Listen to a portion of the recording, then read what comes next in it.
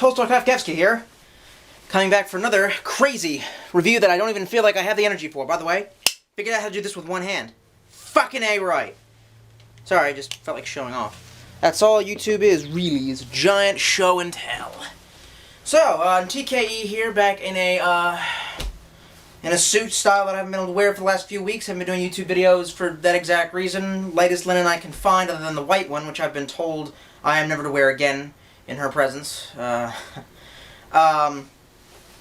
but underneath I have a new Calvin Klein shirt. I was told the old grimy Van Heusen that got me through Otakon, and what else did I do in it? It was like insane. I mean, like a bunch of other stuff. Crawling around the woods. No, don't do that anymore.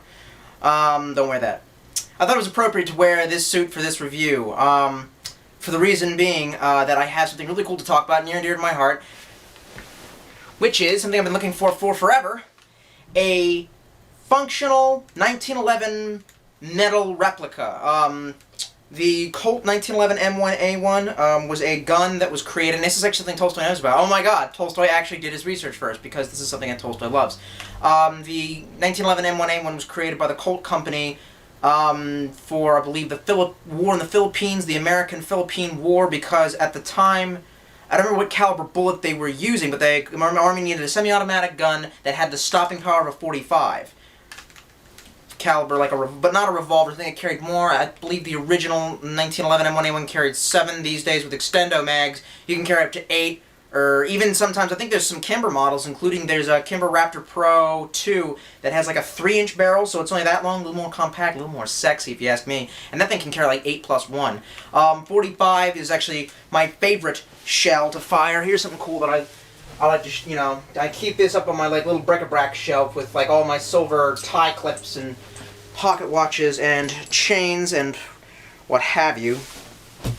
This is a 9mm shell, and this is just basic, stupid education for kids who don't know anything about firearms. I mean, if you really know something about firearms, please refrain from telling me how much of a noob I am. I don't like guns. Not as much as blades. I like pellet guns and airsoft guns because they're more like toys. I mean, people can sit here and, argue about how dangerous the, cold steel espada is, or all these knives or swords behind me and shit like that. But the difference is that this, in my pocket, can never accidentally go off. If I point this at somebody, it'll never accidentally go off and kill them. I mean, like, did you ever see Pulp Fiction? Oh man, I shot Marvin in the face. I love that line. Oh man, I shot Marvin in the face. And while we're on the subject, oh, you in the red? You in the red?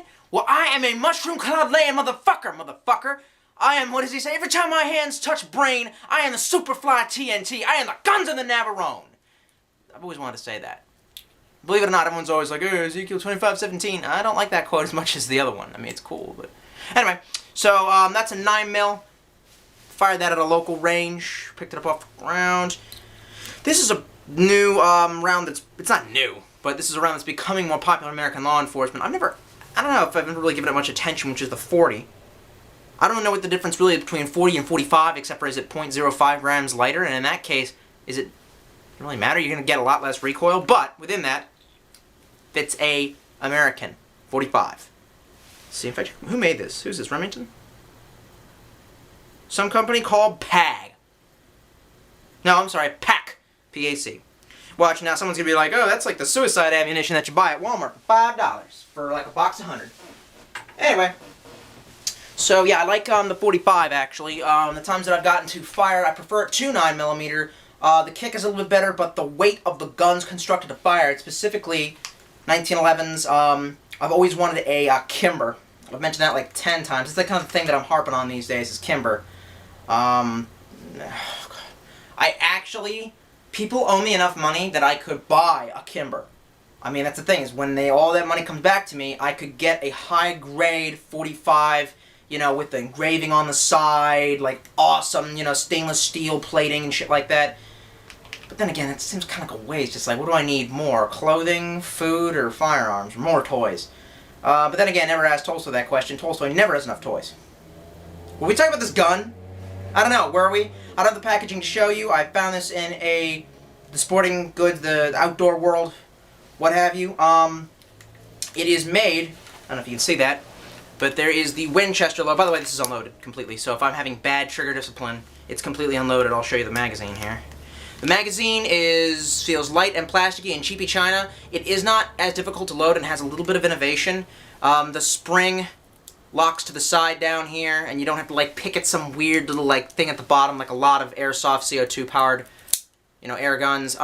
There's a little magnet up at the top, so when you're dropping in BBs, and it only takes BBs, it does not take performance rounds, it doesn't take pellets. When you're dropping BBs in, rather than just flying out the front, they magnetize right down there. But other than that, it's just really lightweight and feels inappropriate because the 45 is so large. You know what I mean? Like, the caliber is so, the round is so large that it just feels weird that you're dropping this out of this. Like, you know what I mean? But obviously they had to make some concessions to fit the CO2 in there. It's not a real firearm. So you can see the Winchester logo here. This was $99. That's where my overtime went. That's where a few weeks of not buying booze went. There's some other stuff on the side. I super don't like it because it says, you know, warning, natatory, misuse, the only thing that I'm really happy about is on the metal. And this is, by the way, the top is all metal. This down here is still metal. All of this is. Now these little hand things are plastic, the grips. I wish that these were, you could somehow swap these out with custom grips. I doubt you would be able to. They're probably the same size, but the way that they bolt on is probably not the same. I mean, custom grips, of 1911s. I don't know what I would get. I mean, I know they make a few of them. A company a while ago I know was making the smiley faces that the comedian from Watchmen had on there. And besides that, you can get like a bunch of stuff like a skull and a cross. But I'm just like, I don't know what I would want. It's been creative, I guess. So yeah, that's your press to slide out the magazine. It is not ambidextrous, it's on the one side. The one thing that I'm happy, what I was going to say, was stamped into the metal, and you can't see that. And I know what I should do. I know I should like put like a big old light on it, and well, I got it to my desk a while ago. I'm still doing YouTube videos.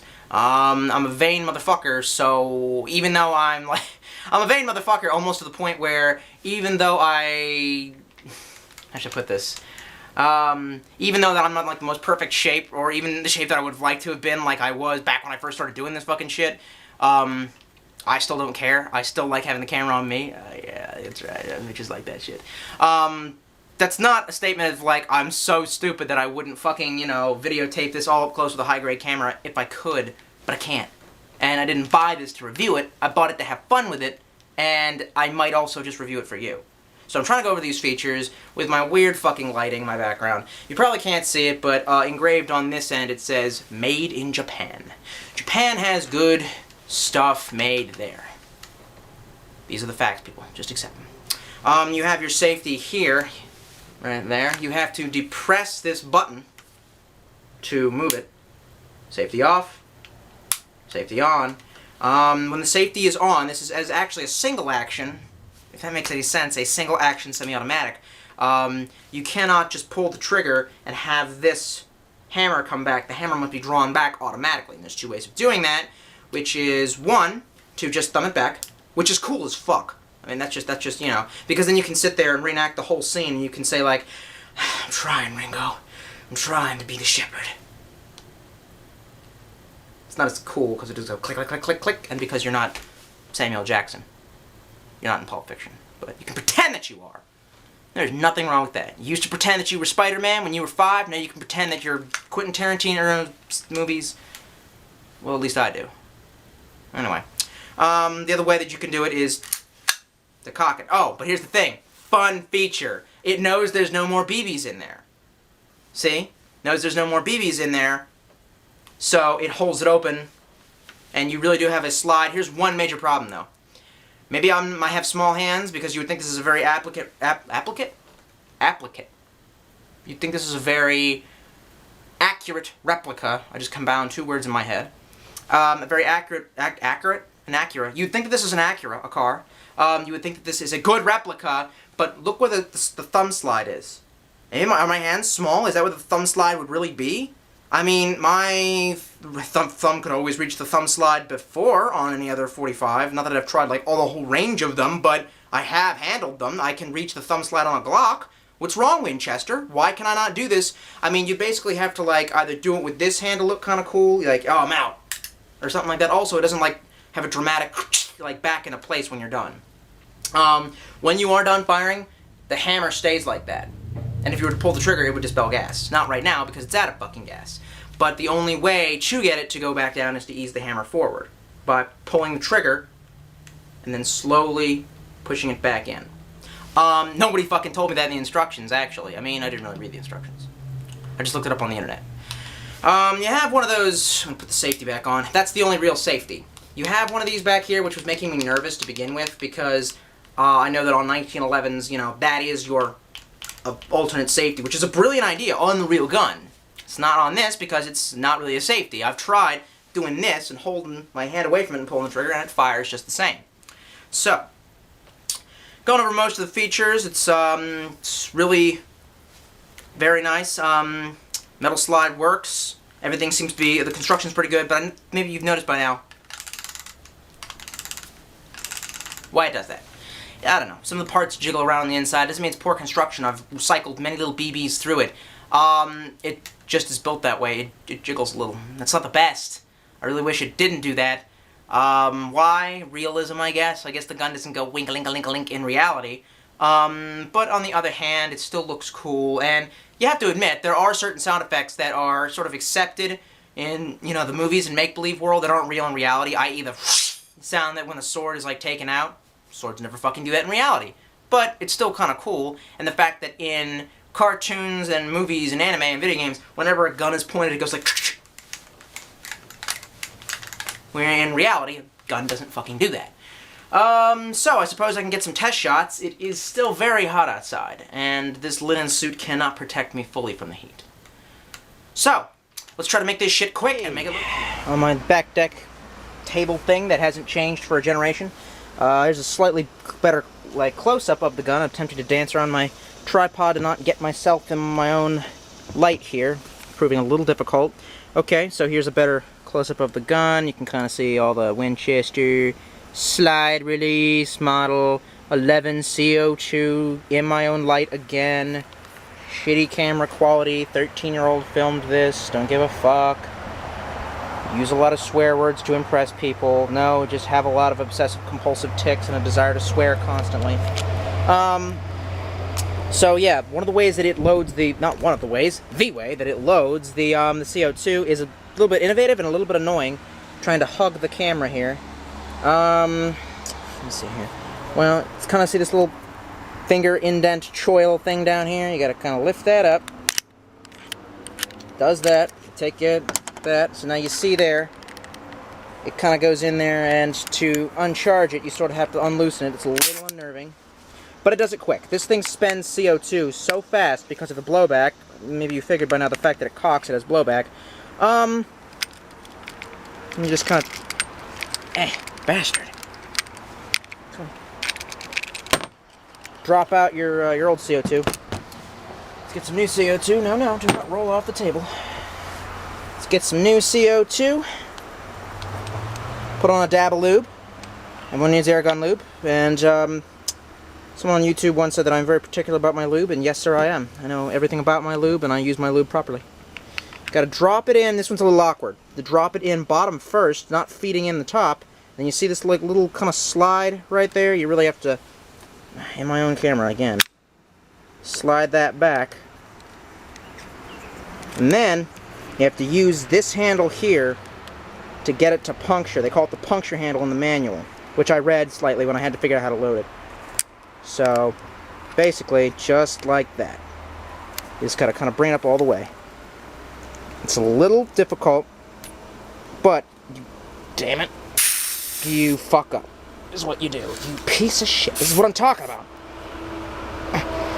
What the f***? Yeah, what the fuck?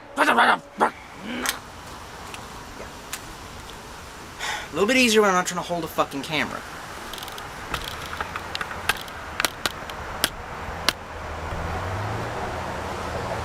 Okay, so now that we're finished with that, gotta put your thingy back on, your grip, and you're ready to rock and roll. It's pretty hot out here, despite me wearing a suit and damage and everything. Actually, the suit that I have on is jacket was like fit right off the damn shelf, so I'm pretty happy with it. I don't know why I just discussed that. My point being that It's hot, so the CO2 should work well. It should fire at high velocity, but not necessarily too hot that I can't look cool doing it.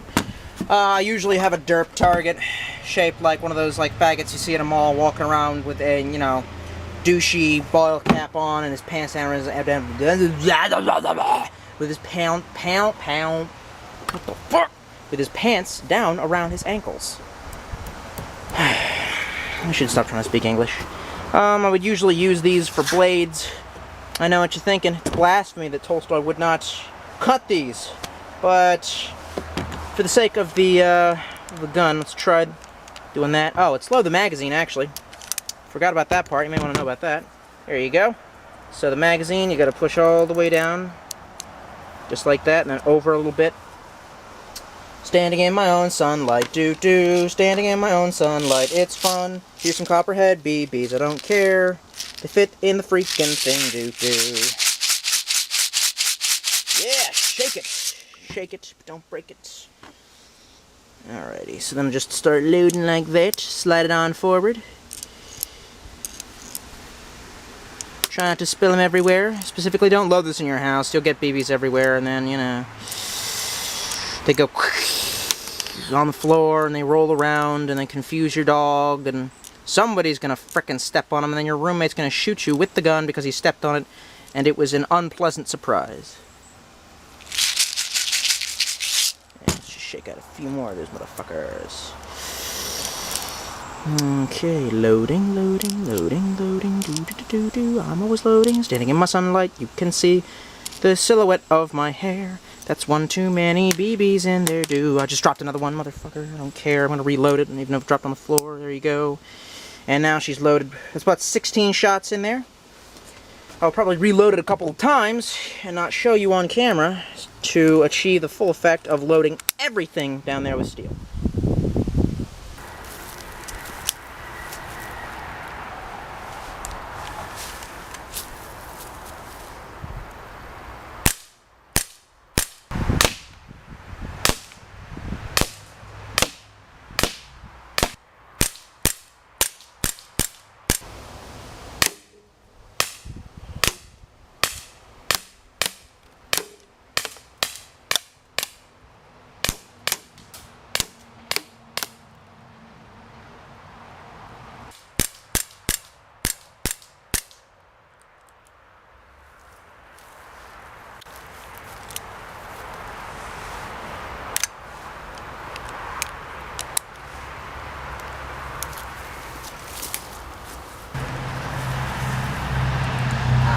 So, a lot of these BBs bounced off at about a distance of 50 feet or so.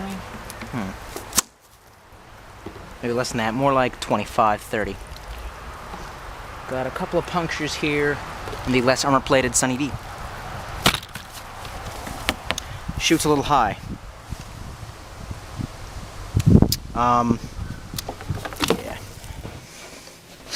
Do I have some finishing thoughts for you?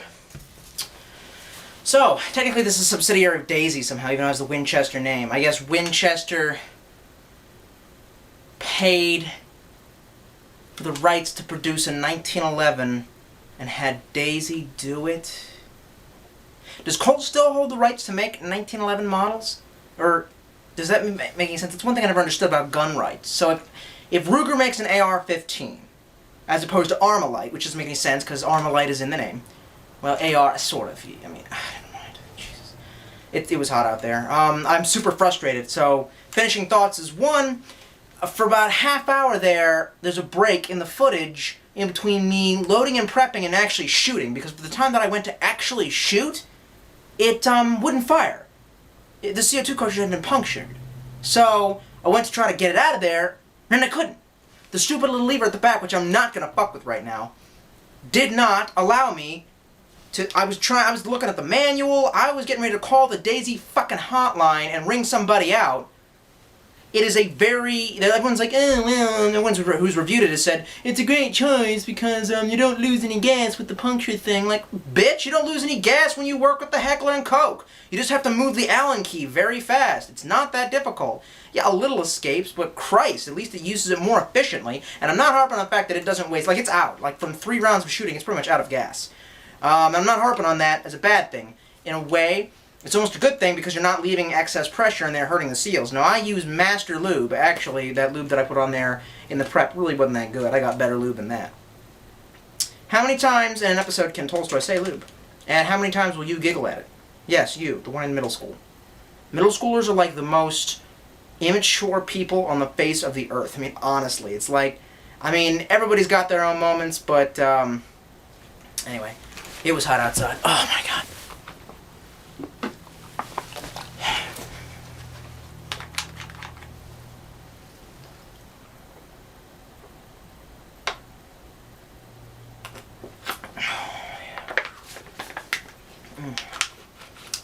Tastes like bourbon and cheap cigars. I'm just kidding. I buy expensive cigars. Yes, so. Is the accuracy good? It's not bad. It shoots high, if that makes any sense. I mean, like, I was putting it on the fence. No, you know what? Does it shoot high or low? What am I trying to say? I'm trying to see it in my mind's eyes. I was using the sights, and I was putting the box target on the fence, you know, lining up like that, and I was sitting the bullseye right on the dot, right? Well, and then it was shooting up into the upper quadrants. So then I started shooting lower, and that's when I started making more of those, you know, center mass hits. Whatever. I mean, it happens. CO2 pistols are not incredibly accurate. Dust on my jacket, motherfucker. CO2 pistols are not known to be incredibly accurate, but as far as they go, it beats the Beretta. Then again, anything beats the Beretta. Really, I bought it because it's full solid metal. It's, by the way, it's heavy as hell. That doesn't matter, right? I mean, it makes sense. The heft of it makes the kick and the blowback less, you know, intense, for lack of a better, you know, explanation there. And it's realistic as fuck. It looks super good. Hey. Wait a second. Oh, I was like, looking at it, it says Daisy Outdoor Products, Rogers, Arkansas, USA. But I'm like, but made in Japan. Japan, USA? No, it's made in Japan for the company Daisy, which is in Arkansas. So, yeah, good gun, maybe even a good prop gun if you're trying to do movies, and you want to hold it sideways like a black guy. Like a black guy, yo, bang, power jig, yeah. So, yeah, that's an interesting little toy that I added to my collection. I've always wanted a 1911. It wasn't like I just went out looking for any random gun. Like, you know, it wouldn't have worked unless it was a 1911 replica. Personally, I would have liked something a little more flashier, like some of the Kimber lines, but Kimber doesn't make CO2 pistols, so...